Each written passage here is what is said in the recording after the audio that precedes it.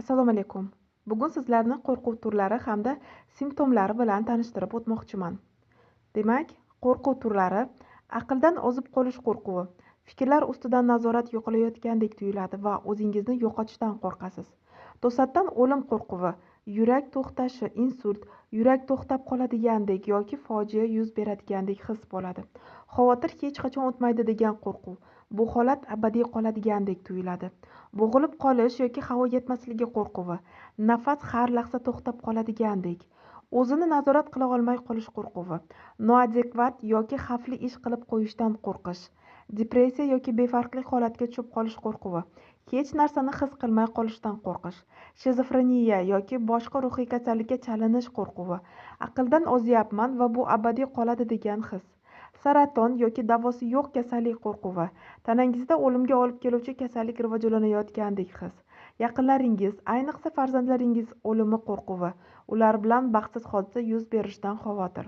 Allergiya, klinika shishi yoki anafilaktik shok qo'rquvi. Organizm har lahzada og'ir reaksiya berib qoladigandek. Odamlar ko'p joyda hushdan ketish qo'rquvi.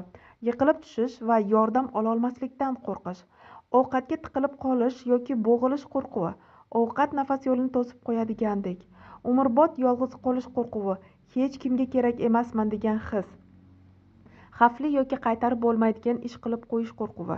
O'zingizga yoki boshqalarga zarar yetkazishdan qo'rqish. Tana ishdan chiqib qolish qo'rquvi. Masalan, oyoqlar ishlamay qoladigandek. Xuruj paytida yordam chaqirishga ulgurmaslik qo'rquvi. Tez rivojlanadigan kasallik yoki to'satdan o'lim qo'rquvi. Dorilarning nojo'ya ta'siridan qo'rqish. His-tuyg'ularga dosh bera olmay qolish qo'rquvi. Uydan chiqish qo'rquvi. Tashqarida biror narsa bo'lib qoladigandek. Uyquga ketib uyg'onmay qolish qo'rquvi. Yopishqoq fikrlar qo'rquvi. Ular kuchayib ketadigandek. Atrof olam begona bo'lib qolayotgandek qo'rquv. Derealizatsiya. Panik hujum ichida qolib ketish qo'rquvi. Xavfsiz hududdan chiqish qo'rquvi. Xotira yoki fikrlash qobiliyatini yo'qotish qo'rquvi. Yaqinlar uchun og'ir yuk bo'lib qolish qo'rquvi.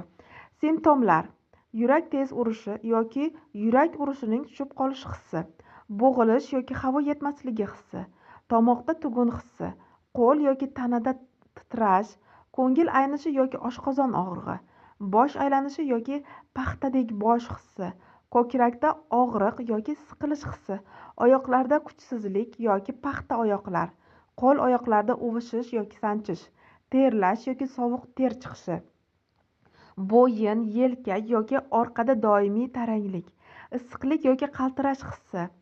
Derealizatsiya, atrof noreal tuyulishi.